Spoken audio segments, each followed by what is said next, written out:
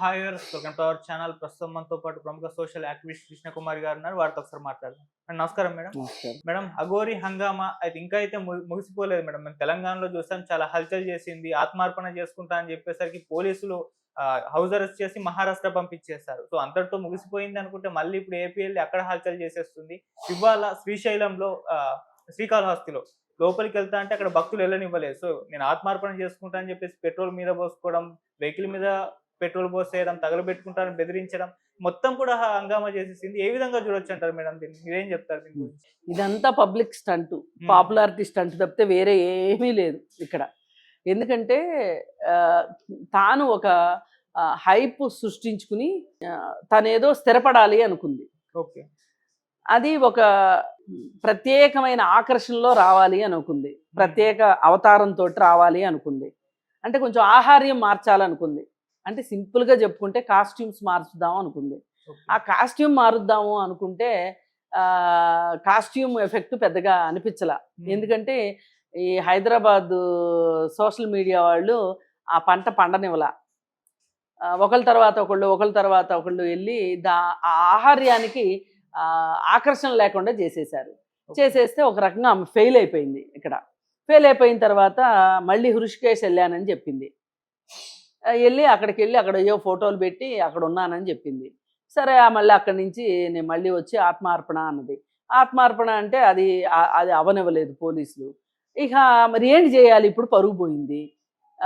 నష్ట నివారణ చర్యలు ఏదో ఒకటి, ఇప్పుడు జరిగిన నష్టాన్ని భర్తీ చేసుకోవాలంటే ఏదో ఒకటి చెయ్యాలి. ఇప్పుడు ఆ ఏదో ఒకటి ఏంటి అంటే గనక మళ్ళీ ఒక రౌండ్ తెలంగాణలో అయిపోయింది, పప్పులు ఉడకలేదు.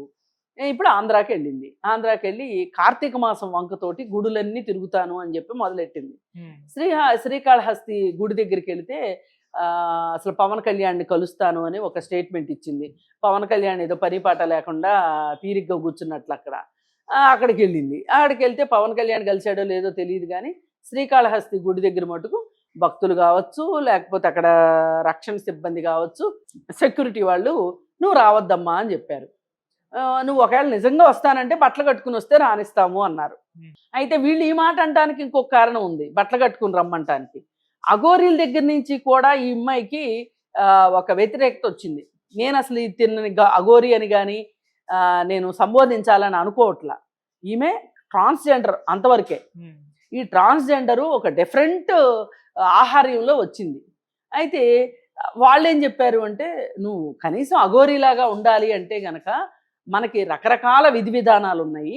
వాటిల్లో ఒక విధి విధానం ఏంటి అంటే, పబ్లిక్లోకి వెళ్ళాలనుకున్నప్పుడు, సభ్య సమాజంలోకి వెళ్ళాలి అనుకున్నప్పుడు బట్టలు కట్టుకుని వెళ్తే కూడా నిన్ను అఘోరీగానే గుర్తిస్తారు, నువ్వు బట్టలు కట్టుకుని వెళ్ళు అని చెప్పారు.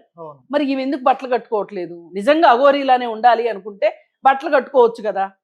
నేను అఘోరాలని కించపరచటం కానీ వాళ్ళని నేను వ్యతిరేకించడం కానీ చేయదలుచుకోలే. అఘోరాలు వాళ్ళ అస్తిత్వం వాళ్ళకుంది, వాళ్ళ అస్తిత్వం ప్రకారమే వాళ్ళు బిహేవ్ చేస్తారు. వాళ్ళ పూజలు కావచ్చు, లేకపోతే శ్మశానాల్లోనే పూజలు చేసుకొనివ్వండి, మాంసాన్నే తినివ్వండి, వాళ్ళు ఒక ధ్యానాన్నే చేసుకొనివ్వండి, శీతాకాలం గడ్డగట్టే చలిలో గంగా స్నానాలు చేయనివ్వండి, ఏం చేసినా వాళ్ళ ప్రత్యేకత వాళ్ళకు ఉంది. వాళ్ళు ఎవరిని పట్టించుకోరు. మనకుండే భావావేశాలు కావచ్చు, మనకున్న రాగద్వేషాలు కావచ్చు, మనకున్న ప్రత్యేక పరిస్థితులు కావచ్చు, కావాలని వాళ్ళు అనుకోరు, అలా ఉండాలని అనుకోరు కాబట్టి వాళ్ళు అఘోరాలు అయ్యారు. అయితే కొంతమంది ఏం చేస్తున్నారు, ఏంటి మీరు ఈ పేరు పెట్టి అఘోరాన్ని తిడుతున్నారు అని మాట్లాడుతున్నారు. అసలు మన టాపిక్ ఇక్కడ అఘోరాలు కాదు. ఎవరైనా సరే ఎవరి పేరైనా చెప్పి వాళ్ళలాగా మేము అని చెప్పి మనల్ని మాయ చేయాలనుకుంటారో వాళ్ళని ఎండగడతాం మనం. ఇప్పుడు ఈ ట్రాన్స్జెండర్ కమ్యూనిటీ ఉంది. ట్రాన్స్జెండర్ కమ్యూనిటీలో దొంగ ట్రాన్స్జెండర్లు ఉన్నారు.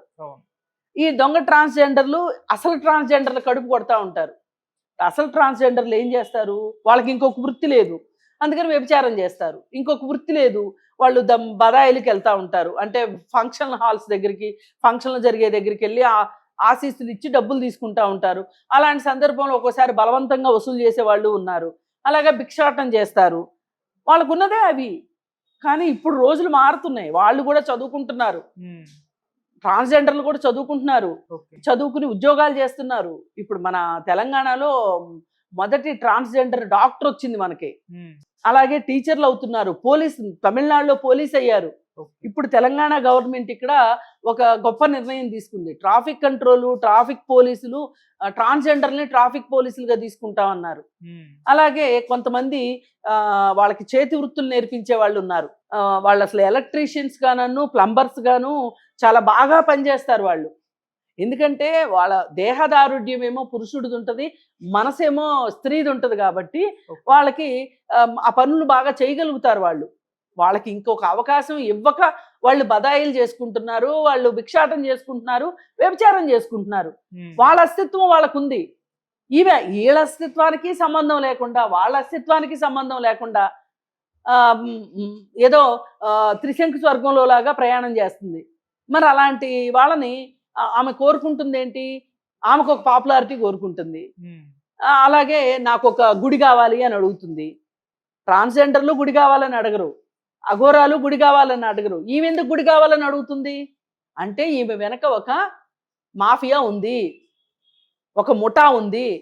వాళ్ళే ఆ ముఠానే ఈవిడికి ఒక కారు, ఈ 2 ఐఫోన్లు, అలాగే ఒక యూట్యూబ్ ఛానలు, పైగా ఆవిడ కారు పైన అత్యాధునికమైన సాంకేతికతో కూడిన కెమెరాలు ఇవన్నీ ఉన్నాయి. ఎందుకు ఇవన్నీ ఉంటాయి ఒక అఘోరాకి? అంత అవసరం ఏముంది? అసలు అఘోరాలు అడవుల్లో ఉంటారు, తపస్సు చేసుకుంటూ ఉంటారు, లేదంటే శ్మశానాల్లో ఉంటారు, లేదంటే ప్రసిద్ధ పుణ్యక్షేత్రాలు, పురాతన ఆలయాల్లో ఉంటారు వాళ్ళు. నువ్వు ఎందుకు వచ్చావమ్మా ఇక్కడికి? అసలు నువ్వు ఇక్కడ ఏం చేస్తావమ్మా? అసలు ఇవి కదా వేయాల్సిన ప్రశ్నలు. సరే, ఈ పరిస్థితుల్లో శ్రీకాళహస్తి వెళ్ళి అక్కడ ఒక న్యూసెన్స్ క్రియేట్ చేసింది. బట్టలు వేసుకోమ్మా అంటే, అందుకే వాళ్ళు బట్టలు వేసుకోమని చెప్పారు ఈవిడ్ని. ఎందుకంటే అఘోరా కమ్యూనిటీ వాళ్ళు చెప్పారు కాబట్టి వేసుకోనంది. అయితే వీళ్ళు గుళ్ళోకి రానివ్వన్నారు. పెట్రోల్ పోసుకుని తగలబెట్టుకుంటానంది. అక్కడ పోలీసులు ఆవిడని అడ్డగించి ఆవిడ మీద నీళ్లు పోసి కాస్త హడావుడైంది.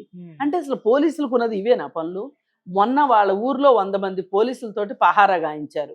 ఆమె ఎక్కడ ఆత్మార్పణ చేసుకుంటే సున్నితమైన అంశం ఇది. మళ్ళీ పైగా ఆమె సనాతన ధర్మం అని మాట్లాడుతుంది. మళ్ళీ సనాతన ధర్మవాదులు అందరూ మా సనాతనవాదికి ఇలా చేశారా మీరు అని వాళ్ళందరూ ఎక్కడ బద్దలవుతారో అని చెప్పి సున్నితమైన అంశం కదా మరి. అందుకని చెప్పి వాళ్ళు ఉపేక్షించి తల్లి నమస్కారం పెట్టి ఆవిడని తీసుకుని వెళ్ళి భద్రంగా అడవుల్లో వదిలిపెట్టారు. మళ్ళీ వచ్చింది ఆవిడ.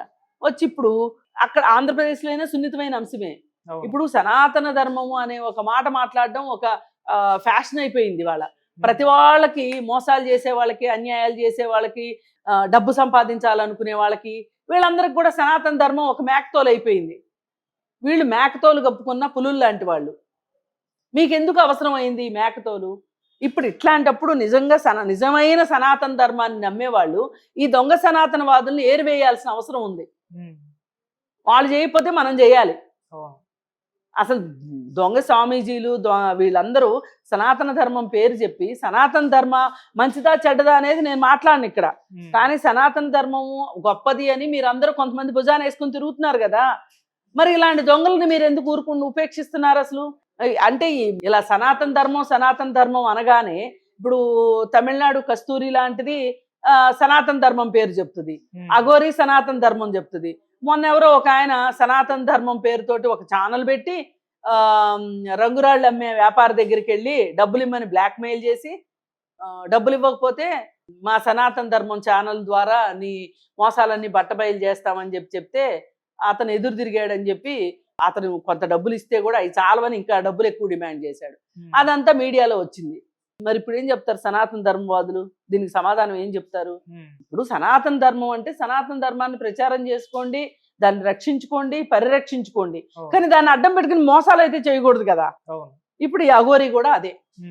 అఘోరి కాదు, శ్రీనివాసు అలయాస్ పింకీ కూడా ఇలా మోసం చేయటానికి తెగబడింది. కాబట్టి ఆమె మోసాన్ని సనాతనవాదులే బయట పెట్టాలి.